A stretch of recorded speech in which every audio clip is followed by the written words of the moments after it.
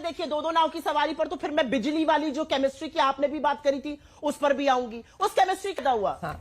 अगर आपको तू में पे ही उतरना है तो फिर अच्छे से कीजिए। जवाब दूंगी। बिजली जो ट्रोल आर्मी लेकर आप लोग सोचते हैं कि बिजली पे कुछ कर देंगे, उससे कुछ नहीं होगा। जिस उठाकर ये जो ताता थैया चल रहा है ना ट्विटर पे, इसको बंद कीजिए और टीवी पर उसको मत खींच के लाइए। मैं हमेशा पर्सनल होइएगा तो मैं भी पर्सनल होंगी। अगर आप पर्सनल होंगी तो मैं भी पर्सनल होंगी और मैं 100 बार पर्सनल होंगी। मैं आपको बता रही हूँ अच्छे से। आप अगर आपको क्या लगता है जब सुप्रिया नेट डिबेट में हो तो डिबेट का स्तर किस प्रकार का होगा? जी हाँ, बिल्कुल आप जैसा अंदाजा लगा रहे हैं, डिबेट का स्तर उसी प्रकार का होगा। और सुप्रिया नेट जब तक अपमानित नहीं होगी तब तक वो डिबेट से जाती भी नहीं है, और जब तक उनकी आवाज को बंद न किया जाए तब तक उनका आवाज बंद भी नहीं होता है। लेकिन बात है सुप्रिया नेट की नहीं, बात है इमेजिन कीजिए अगर देश में कांग्रेस का सरकार होती है और देश के प्रधानमंत्री राहुल गांधी होते हैं, और जिस प्रकार से ट्रंप 50% तक का टैरिफ लगा रहे हैं, तो आज राहुल गांधी क्या करते हैं? यह बात आपको स्पष्ट हो जाएगा सुप्रिया नेट की बातों से। वीडियो को पूरा देखिएगा, वीडियो देखने में बहुत मजा आएगा कि सुप्रिया नेट जैसा एफोर्ड करती है उसी प्रकार का उसके साथ व्यवहार अन्ना कश्यप ने किया भी। और सुप्रिया नेट की बातों से भी यह पता चल रहा है कि अगर राहुल गांधी देश के प्रधानमंत्री होते तो वो क्या करते, और फिर हमारे देश के किसानों का, मछुआरों का, दुग्ध उत्पादकों का क्या होता, यह आप खुद भी अंदाजा लगा सकते हैं। चलिए वीडियो को शुरू करते हैं। अब ऐसे में स्वदेशी का ये पुश है, उसको कांग्रेस पार्टी कितना सुप्रिया जी सपोर्ट करती है। क्या आपको नहीं लगता कि अब यही एक तरीका है कि हम इसको कॉम्बैट करें, डाइवर्सिफाई करें? क्योंकि अगर जो पूरा बाजार है, हम अपने दर्शकों को भी बता रहे हैं कहां कहां पर अन्य बाजार जो हैं उनकी तरफ भारत को अब देखना चाहिए और ये कोशिश करनी चाहिए कि हम वहां पर अपने व्यापारी, चाहे जर्मनी, यूके, सिंगापुर, मलेशिया में निर्यात हमारा अगर इंजीनियरिंग गुड्स का बढ़ेगा, पीएलआई स्कीम का विस्तार होगा, मैन्युफैक्चरर्स की लागत घटेगी, यूएस में निर्यात होगा, घरेलू मार्केट मजबूत होगा, नए ब्रांड्स डेवलप होंगे, जेनरिक दवाएं यूरोप, लैटिन अमेरिका में निर्यात बढ़ेगा, द्विपक्षीय व्यापार यूरोपीय मार्केट में डायमंड एक्सपोर्ट्स बढ़ेगा, और उसके बाद से टेक्सटाइल 40 देशों में आउटरीच कार्यक्रम की योजना। क्या आपको नहीं लगता ये सब कारगर कदम है इस स्थिति में? अबे जल्दी बोल, कल सुबह पनवेल निकलना है। अंजना जी, आपको, आपके दर्शकों को और मेरे फेलो पैनलिस्ट को सबसे पहले तो मेरा नमस्कार।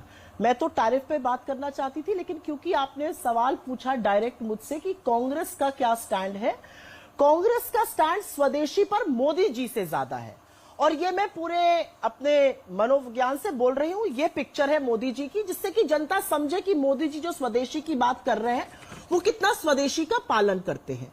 नरेंद्र मोदी जी जो मर्सिडीज की मैबैक गाड़ी में चलते हैं, जो घड़ी मोवाडो स्विट्जरलैंड की लगाते हैं, जो जूता केनिथ कोल अमेरिका का पहनते हैं, जो बोइंग अमेरिका के हवाई जहाज से चलते हैं, जो कपड़ा अरमानी का पहनते हैं, जो घड़ी जैसे मैंने बोला मोवाडो की लगाते हैं, जो पेन मोबला लगाते हैं, जो चश्मा बुल्गारी का लगाते हैं, जो इटालियन कंपनी है, वो स्वदेशी की जब बात करती है तो थोड़ी सी हंसी आती है। प्रधानमंत्री मोदी जी को जो वो समझा रहे हैं, पहले तो प्रैक्टिस करना चाहिए। प्रधानमंत्री मोदी जी को मोबला का पेन, मोवाडो की घड़ी, बुल्गारी का चश्मा, मेबैक की गाड़ी, बोइंग का हवाई जहाज, अरमानी के कपड़े त्याग देने चाहिए। मेरी इंग्लिश और मेरी डॉक्टरी आम आदमी के समझ में नहीं आती। सर्वप्रथम तो मैं ये कहना चाहती हूँ, ये थोड़ा सीरियस डिबेट है और ये थोड़ा सीरियस मुद्दा है और इसको इसलिए समझना पड़ेगा। मैं 30 सेकंड आपकी इंडल्जेंस चाहती हूँ बिना टोके हुए, जैसा कि भारतीय जनता पार्टी के प्रवक्ता के साथ हुआ। अंजना जी, समझना जरूरी है आज क्या हुआ। आज सुबह 9:30 बजे इंडियन स्टैंडर्ड टाइम पर हमारे 66% जो एक्सपोर्ट हम यूनाइटेड स्टेट्स को करते हैं उस पर 50% टैरिफ लग गया। उसमें जेम्स एंड ज्वेलरी है, उसमें टेक्सटाइल है, उसमें रेडीमेड गारमेंट्स है, उसमें मशीन्स है, मैकेनिकल इक्विपमेंट्स है, उसमें कार्स एंड स्पेयर पार्ट्स है, उसमें तमाम फर्नीचर है, बेडिंग है, मैट्रेसेस है, तमाम चीजें हैं। और उसके चलते हिंदुस्तान की जीडीपी को आज की तारीख में 2,17,000 करोड़ का नुकसान होगा। और यही नहीं अंजना जी, हिंदुस्तान का जो एक्सपोर्ट सरप्लस है, एक बात याद रखिएगा, हमारा यूएस के साथ एक्सपोर्ट सरप्लस है। हम यूएस को ज्यादा बेचते हैं, उनसे खरीदते कम है। हमारा यूएस के साथ टोटल ट्रेड करीब $87 बिलियन का था पिछले साल, वो घटकर $49 बिलियन पर आ जाएगा। इसका सीधा प्रभाव हमारे इन्वेस्टमेंट पर, हमारे एक्सपोर्ट पर, हमारी इकोनॉमी पर, हमारे निवेश पर, हमारे यहाँ की नौकरियों पर पड़ेगा। बिल्कुल आप बात करिए आत्मनिर्भरता की, आत्मनिर्भरता की बात तो पिछले 11 साल से हो रही है ना। और इसीलिए मैं एक लाइन कहना चाहती हूं, बिना कटाक्ष की ये लाइन है, जब फिसले तो हर हर गंगे, ऐसा नहीं हो सकता है। जब आप आज इकोनॉमिक ट्रबल आया है देश पर, आप स्वदेशी की बात करने लगी है। आपने कितना स्वदेशी को पुश किया, आपने कितना आत्मनिर्भर भारत को पुश किया पिछले 11 सालों में? मैन्युफैक्चरिंग जिसका शेयर 15.3% था वो 12.6% पर आ गया जीडीपी के। ये आपकी करनी है डेकेडल। असलियत यह है कि आपने पिछले 11 सालों में हिंदुस्तान की निर्भरता दुनिया पर बढ़ाई है। और ये मैं एक छोटे से आंकड़े के साथ बताना चाहती हूं। चीन की ही बात कर लेते हैं क्योंकि चीन इसका सबसे बड़ा बेनिफिशियरी होगा। चीन पर हमारी जो निर्भरता थी वो करीब 100, चीन से हम निर्यात करते थे करीब $50 बिलियन का। आज हम निर्यात कर रहे हैं $114 बिलियन का।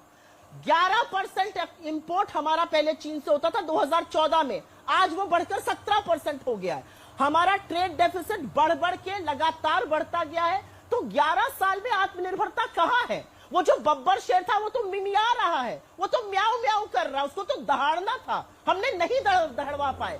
असलियत यह हमें ग्लोबल वर्ल्ड में रहते हैं। और अंजना जी एक बात कह के मैं अपनी बात खत्म करती हूं। अगर आज मोदी जी ने कम टैरिफ पर ट्रेड डील कर ली होती तो इसको master stroke of foreign policy और कॉमर्स मिनिस्ट्री बताया जाता। क्या बोला तूने? मोदी जी के कई गुणगान होते। आज जब वो नहीं कर पाए तो गोल पोस्ट चेंज करके स्वदेशी की बात हो रही है। बिल्कुल स्वदेशी की बात करिए, लेकिन पहला स्वदेशी काम आप शुरू करिए। आप जिस टेलीप्रॉम्प्टर से पढ़ते हैं वो भी, मोदी जी जिस टेलीप्रॉम्प्टर से भाषण देते हैं वो भी विदेशी है। तो ये थोड़ा सा मुझे अतिशयोक्ति लगती है। और अंजना जी एक चीज का मुझे आज दुख है, मुझे दुख इस बात का है कि जब आपने मोदी जी की बाइट को दिखाया जहां पर उन्होंने बोला मुझे फर्क नहीं पड़ता किसका पैसा हो, उस बाइट में उन्होंने आगे कहा रुपया पैसा काला हो या गोरा हो।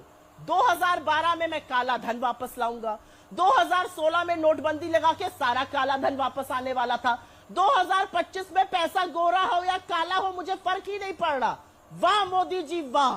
प्रदीप भंडारी जी अब जवाब दीजिए, उसके बाद में बाकी दोनों मेहमानों के पास जाऊं। ये बात मोदी जी की 3-4 बड़ी बातें जो उन्होंने उठाई है उसका जवाब। देखिए, यही इकोनॉमिक थिंकिंग की वजह से कांग्रेस पार्टी ने देश को फ्रेजाइल 5 इकोनॉमी में छोड़ा था। इनको इनकी इकोनॉमिक थिंकिंग मुबारक। जो लोग 3 लाख का जूता पहने, जो मोजे पहनकर खेत के अंदर खेती करने जाए, जो क्लाउड 5 वाटर प्रूफ 20-20 हजार के जूते पहने, जिन्होंने देश के अंदर 70 साल राज करने के बाद में देश को मोबाइल इंपोर्टर बनाया, उनसे हमें नहीं चाहिए कोई भी ज्ञान न नॉलेज। आज का फैक्ट यह है कि अगर मेड इन इंडिया प्रधानमंत्री मोदी जी का सक्सेसफुल नहीं हो रहा होता तो हिंदुस्तान दुनिया के अंदर मोबाइल फोन एक्सपोर्ट का और प्रोडक्शन का नंबर 2 स्थान नहीं होता। अगर आज की तारीख में मेड इन इंडिया नहीं सक्सेसफुल होता, मैन्युफैक्चरिंग नहीं सक्सेसफुल होती, तो HSBC PMI इंडेक्स के हिसाब से 17.5 साल का सबसे ज्यादा रिकॉर्ड हाईएस्ट 59.2 पे नहीं पहुंचता। अगर हमारी पॉलिसी एक्सपोर्ट पे नहीं सक्सेसफुल होती तो कांग्रेस पार्टी के समय $30 बिलियन का एक्सपोर्ट था, आज $870 बिलियन का एक्सपोर्ट हो चुका है। अगर इनकी चाइना के प्रति नीति ठीक होती तो जब हम छोड़ के गए थे तो $2 बिलियन का गैप था, आज जब कांग्रेस पार्टी सत्ता के बाद गई तो $40 बिलियन का गैप हो गया। तो कांग्रेस पार्टी इन्फ्लेशन हो गया, फॉरेक्स रिजर्व हो गया, करंट अकाउंट डेफिसिट हो गया, सब में देश का बंटाधार करके गई थी। ये हार्ड फैक्ट है। मैं मूल प्रश्न पे आना चाहता हूं, क्या देश के किसानों को प्रोटेक्ट नहीं करना चाहिए? क्या देश के MSME को नहीं प्रोटेक्ट करना चाहिए? वो हमने किया है और ये देश का सामर्थ्य है। अंजना जी, आपने जैसे लाल बहादुर शास्त्री की समय की बात करी और आज के समय, ये देश को जब कांग्रेस पार्टी मजाक उड़ाती थी कि वैक्सीन के समय क्या होगा, क्या ये फाइजर वैक्सीन की बात करते थे, हमने मेड इन इंडिया वैक्सीन बनाई और 200 करोड़ से ज्यादा जो डोजेज है वो मेड इन इंडिया हुए, जिसका कांग्रेस मजाक उड़ाती थी। तो कांग्रेस को मजाक उड़ाने दीजिए हमारे किसानों का, लघु उद्योग का। हमारे किसानों लघु उद्योग आज भी कंट्रीब्यूट करते हैं और कल भी कंट्रीब्यूट करेंगे। और अर्थव्यवस्था तो हमारी $4 ट्रिलियन की पहुंच चुकी है, चौथी सबसे बड़ी अर्थव्यवस्था है, तीसरी बड़ी पहुंचेगी। कांग्रेस ने हमको 13वीं पे छोड़ के गया था, हमें कांग्रेस से कोई ज्ञान की जरूरत नहीं है। सबसे पहले तो व्हाट्सएप का फर्रा पढ़ के नहीं आना चाहिए। 2014 में एक्सपोर्ट $465 बिलियन था, $40 बिलियन नहीं था। इकोनॉमी की थोड़ी समझ रखती हूं, इसलिए इकोनॉमी पर मुझसे बहस करने की बिना ज्ञान के और गलत आंकड़ों से कोशिश भी ना की जाए। अंजना जी, कितनी हंसी की बात है और कितनी बड़ी विडंबना है कि जिस दिन मोदी जी बात कर रहे हैं स्वदेशी की, उस दिन गवर्नमेंट ऑफ इंडिया ने गोल्डमैन सैक्स को अपॉइंट किया है 4 बैंकों में स्टेक सेल करने के लिए। UCO bank, Indian overseas bank और ऐसे 2 और बैंक हैं। गोल्डमैन सैक्स को अपॉइंट किया गया, वो छोड़िए। अंजना जी, आपने ये जो खबर बताई सूत्रों के माध्यम से, मैं इस देश की नागरिक हूं। कांग्रेस बीजेपी तो देखिए होता रहेगा, मैं इस देश की नागरिक हूं। मेरे देश में आर्थिक संकट आया है, मेरे देश के उन क्षेत्रों में जहां पर करोड़ों लोग काम करते हैं। आज आप ही के चैनल पर मैंने देखा है, तिरुपुर से लेकर सूरत तक फैक्ट्रियां बंद हो रही हैं। आप ही के यहां मैंने न्यूज में देखा है ये। और अगर फैक्ट्री बंद हो रही है तो उसका असर लोगों पर पड़ेगा। क्या इस देश के प्रधानमंत्री को देश को संबोधित नहीं करना चाहिए? ये सूत्रों के माध्यम से सरकार कभी डिफेंस मिनिस्ट्री के सूत्र बोलते हैं, कभी फॉरेन अफेयर्स मिनिस्ट्री के सूत्र बोलते हैं, कभी कॉमर्स मिनिस्ट्री के सूत्र बोलते हैं। अरे $87 बिलियन का एक्सपोर्ट करते हैं हम यूएस को, कहां से उसकी भरपाई होगी मैं ये जानना चाहती हूं। और अंजना जी, एक बात यहां पर जरूर कहनी जरूरी है, आज हमारे एक्सपोर्ट का जो फायदा होगा वो किसको हो रहा है? वो पाकिस्तान जैसे देशों को, वियतनाम को, कंबोडिया को, इंडोनेशिया जैसे देशों को हो रहा है। असलियत ये है कि ऐसे प्रदीप जी सिर्फ 2 लाइन का जवाब, आप सिर्फ 2 लाइन का ट्रंप जवाब, को कोसिए और मैं भी 2 लाइन का जवाब अंजना जी के पास जाना है। एक मिनट, नहीं अंजना जी, सुन लीजिए, जल्दी आप पूरा कितना कीजिए, भी जल्दी ट्रंप पूरा को कीजिए कोसिए, सुप्रिया जी, अरे जल्दी एक मिनट, पूरा। आप कितना भी ट्रंप को कोसिए कर रही, आप कितना भी ट्रंप को कोसिए, मैं आपसे 2 हाथ आगे कोसने को तैयार हूं। लेकिन असलियत यह है कि चाइना पर 30% का टैरिफ लगाए, हम पे 50% का लगाए, बांग्लादेश पर 35 पे लगाए, हम पर 50 का लगाए, पाकिस्तान पे 19 का लगाए, वियतनाम पे 19% टैरिफ, इंडोनेशिया पे 19% टैरिफ और हम पर 50%। दो ही देश हैं जिन पर 50% लगा है, ब्राजील पर और भारत पर। ठीक है प्रदीप जी, छोटा सा जवाब दे रहे हैं। छोटा सा डोनाल्ड, तो माय फ्रेंड डोनाल्ड ने क्यों धोखा दे दिया? अंजना जी, आज इकोनॉमी पे ज्ञान, आप दिन के बीच में नहीं, बोलिए, ये देखिए, जल्दी बोलिए, लो प्रदीप लेवल की जी। बात। हाँ।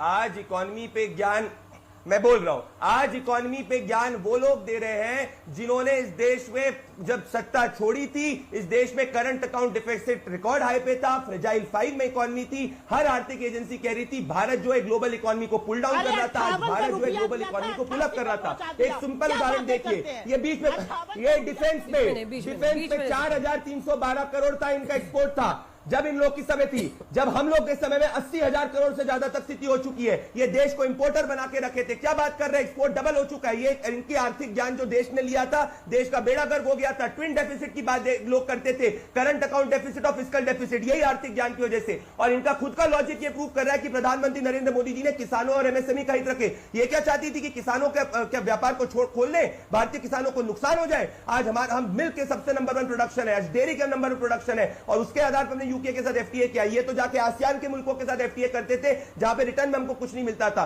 ठीक है सुप्रिया जी, कुछ कंपैरेटिव डेटा है जो हम दिखाना चाहते हैं। स्मार्टफोन बनाने में कैसे स्मार्ट बना भारत, तो मोबाइल बनाने वाली जो यूनिट्स है 2014 में 2 थी, 2025 आते आते 300 से ज्यादा हो गई हैं। मेड इन इंडिया फोन जो पहले भारत में 26% यूज कर रहे थे, अब 99.3% है। मोबाइल बनाए गए पहले 18,900 करोड़ थे, अब लगभग 5.5 लाख करोड़ मोबाइल्स यहां पर बन रहा है। और निर्यात भी उसी अनुपात में हम दिखा रहे हैं, 1,500 करोड़ था, अब 2 लाख करोड़ हो गया है। ऐसे ही अगर आप देखें जो रक्षा निर्यात है भारत का, उसमें भी जबरदस्त इजाफा हुआ है। रक्षा उत्पादन जो 44,000 करोड़ के आसपास था 2014-15 में, वो लगभग 1 लाख करोड़ से 1.25 लाख करोड़ से ऊपर हो गया है। ऐसे ही अगर आप स्वदेशी में देखें तो 140 करोड़ का उपभोक्ता बाजार है। एमएसएमई सेक्टर में एक जो नए सिरे से अब ये अगर स्वदेशी का मूवमेंट चल रहा है, लोगों में उछाल आता, आपको नहीं लगता ये सब पॉजिटिव इंडिकेटर्स हैं? और ये स्वदेशी की तरफ जो बढ़ा है मामला, खासतौर पर रक्षा के क्षेत्र में, फोन्स वगैरह के क्षेत्र में, ये एक लंबा प्रोसेस है जो हम लोग पिछले 11 साल से देख रहे हैं और वो जड़ पकड़ रहा है। नहीं, अगर इतनी जड़ पकड़ रहा होता, अगर इतना बढ़िया लंबा अच्छा प्रोसेस होता तो मैन्युफैक्चरिंग का जो पार्ट है जीडीपी में वो बढ़ जाता ना। वो घट क्यों गया 2014 से? आंकड़े तो झूठ नहीं बोलते, ये मेरे आंकड़े तो है नहीं, ये तो गवर्नमेंट ऑफ इंडिया के आंकड़े। 15.6 से घट के 12.3 पर आ गया। बब्बर शेर दहाड़ तो रहा नहीं है, ये तो आंकड़े गवर्नमेंट ऑफ इंडिया के। अगर सब कुछ इतना चंगा सी है तो मैन्युफैक्चरिंग के आंकड़े क्यों नहीं बढ़ रहे? मैं आपको बताती हूँ क्यों नहीं बढ़ रहे।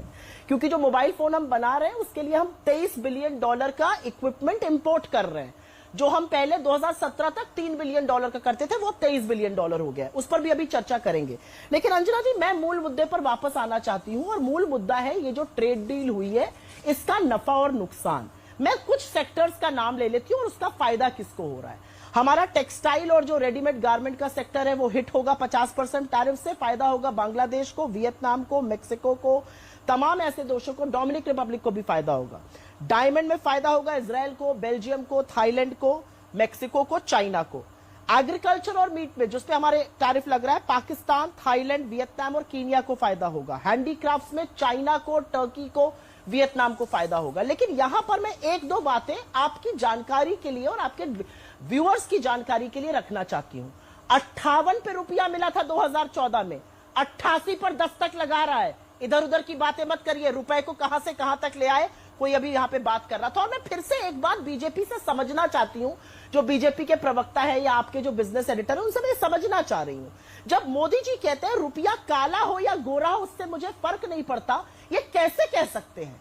आप इसको समझाइए कि ये काली इकोनॉमी को या दुबई जैसी इकोनॉमी को कैसे प्रमोट कर सकते हैं।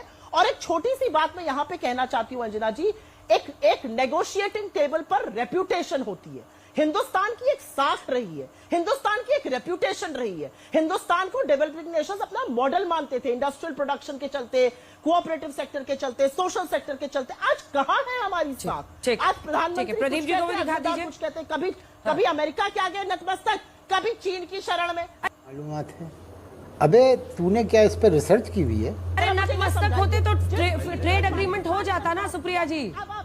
सुप्रिया जी, ट्रेड एग्रीमेंट हो जाता ना। अब दो नाव की सवारी आप कैसे करेंगे? एक सेकंड, एक सवाल सुनिए, इतना गुस्सा ठीक नहीं है। सवाल सुनिए, एक सवाल सुनिए ना, एक सवाल, सिंपल सी बात है। अगर ट्रंप के दबाव में ये सीज फायर हुआ, मतलब इसमें तो बेसिक लॉजिक है, अगर उसके दबाव में ये हुआ तब तो हमको ट्रेड डील में बहुत अच्छा सा पास मिल जाना चाहिए था। अगर वो टैरिफ भी 50% लगा रहे तो जाहिर तौर पर भारत नहीं झुका ना। दोनों नाव की सवारी कैसे कीजिएगा? अरे अंजना जी, अब मेरी बात सुनिए। हाँ। अंजना जी देखिए, दो नाव की सवारी पर तो फिर मैं बिजली वाली जो केमिस्ट्री की आपने भी बात करी थी उस पर भी आऊंगी। उस केमिस्ट्री का क्या फायदा? और थी उस समय केमिस्ट्री करके कुछ नहीं होगा। ये एक सच्चाई थी कि दोनों में केमिस्ट्री थी उस वक्त। जिस वक्त जो हालात रहते वैसी ही रिपोर्टिंग होती है, इसलिए बिजली करने से कुछ नहीं होगा। मेरे सवाल का जवाब दीजिए, क्या फायदा हुआ? हाँ। अगर आपको तूतू में पे ही उतरना है तो फिर अच्छे से कीजिए। जवाब दूंगी, बिजली करने से होगा। हाँ। अगर रिलेशन अच्छे थे और दोनों एक दूसरे के साथ इस तरह से मिलते थे तो उसकी चर्चा वैसे ही होती थी और उसी तरीके से बोला जाता। आपकी रिपोर्टिंग की लाइंस निकालूंगी ना तो आपको भी 100,000 लाइंस ऐसी मिल जाएंगी। अगर आप तूतू में करना चाहती है तो शुरू हो जाइए, आप भी बोलिए, हम भी आपको बोलेंगे। और ये जो ट्रोल आर्मी लेकर आप लोग सोचते हैं कि बिजली पे कुछ कर देंगे, उससे कुछ नहीं होगा। जिस वक्त जो परिस्थिति रहती है और जो एक वक्त पर दोनों के बीच में केमिस्ट्री दिखती थी, उस पर सबने लिखा, सबने बोला। एक लाइन उठाकर ये जो ताता थैया चल रहा है ना ट्विटर पे, इसको बंद कीजिए और टीवी पर उसको मत खींच के लाइए। मैं हमेशा ये कहती हूँ, आपको जो सोशल मीडिया पे करना आपकी ट्रोल आर्मी को वहां करते रहिए, टीवी पर मत लाइए, नहीं तो यहाँ पर आपको उसका जवाब मिलेगा। अब वापस इश्यू पर आते हैं। दो नावों की सवारी करना क्या ठीक है? आप एक तरफ कह रहे हैं कि सीज फायर में हम दब गए उनके सामने, दूसरी तरफ हम 50% हम पर टैरिफ लग रहा है, तो दोनों कैसे हो सकता है? शिकायत है अंजना जी, थोड़ा सा सुनने का मादा रखिए। आप ज्ञान दे दीजिए, राष्ट्र के नाम संदेश। बिल्कुल, राष्ट्र के नाम संदेश देंगे। अगर आप पर्सनल होइएगा तो मैं भी पर्सनल होंगी, अगर आप पर्सनल होंगी तो मैं भी पर्सनल होंगी, और मैं 100 बार पर्सनल होंगी। मैं आपको बता रही हूँ अच्छे से। आप अगर सोच रही हैं कि आप अपनी ट्रोल आर्मी वाली लैंग्वेज यहां लेकर आएंगी तो फिर आपको सुनना पड़ेगा राष्ट्र के नाम संदेश। और अगर नहीं आप उस टॉपिक पर वापस आना चाहती हैं तो फिर हम लोग आगे बढ़ जाएंगे इस बहस में। हाँ, तो आप टॉपिक पे आइए, स्टिक टू द टॉपिक, नहीं तो मैं भी पर्सनल होंगी। Stick to the topic ma'am, stick to the topic ma'am, stick to the topic ma'am. जिस वक्त जो केमिस्ट्री थी उस केमिस्ट्री की बात हो रही थी और उस केमिस्ट्री पर सब बोल रहे थे। चलिए अब वापस टॉपिक पर आइए। तो आप मेरी बात सुनिए, अगर आपके अंदर दम अरे है तो दम मत कीजिए, ये कोई सड़क की लड़ाई नहीं है, ये सड़क की लड़ाई नहीं है कि दम है, औकात है, दिखा दो, सुन लो, ये सब सड़क की लड़ाई नहीं है। Please you representing a national party, I am representing a national channel. Topic पे रहते हैं, वही सब दोनों के लिए अच्छा रहेगा। आई डोंट वांट योर ज्ञान, I don't want your 2 cents. मत लीजिए, आई डोंट वांट, मत लीजिए, आपका फायदा भी नहीं होगा। मैं पूछूंगी अगर ट्रेड फायदा डील हो बिल्कुल, जाती, जिस वक्त जो स्थिति थी उस पर रिपोर्टिंग की और उसी तरह से स्ट्रोक था, नहीं हुई तो मास्टर स्ट्रोक है। देश का मीडिया तो बीच में मत बोलिए, अब आपको बोलना है बोलिए, अब आप मेरे बीच में बोलिए, मुझे बोलने दीजिए 2 सेकंड के लिए।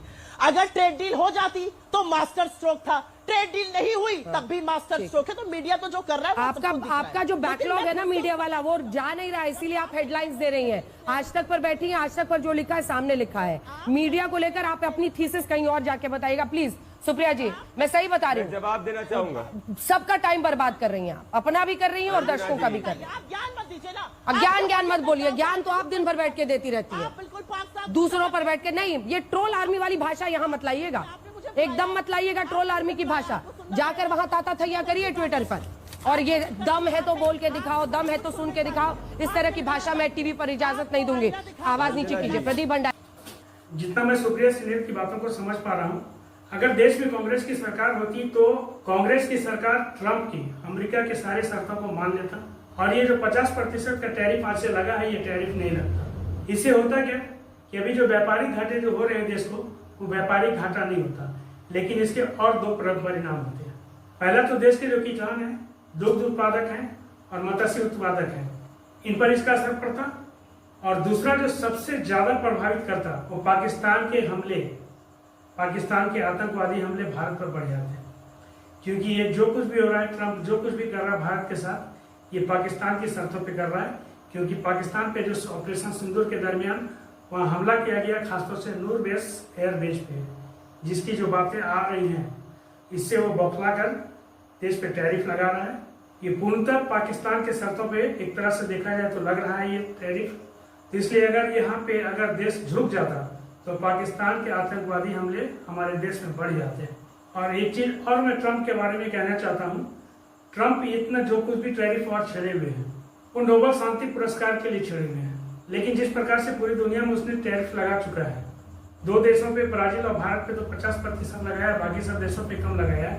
इनका टैरिफ वार जिस प्रकार से चल रहा है, तो शायद कोई ऐसी संस्था ना बनानी पड़ जाए और इन्हें शांति की जगह अशांति पुरस्कार दे दिया जाए।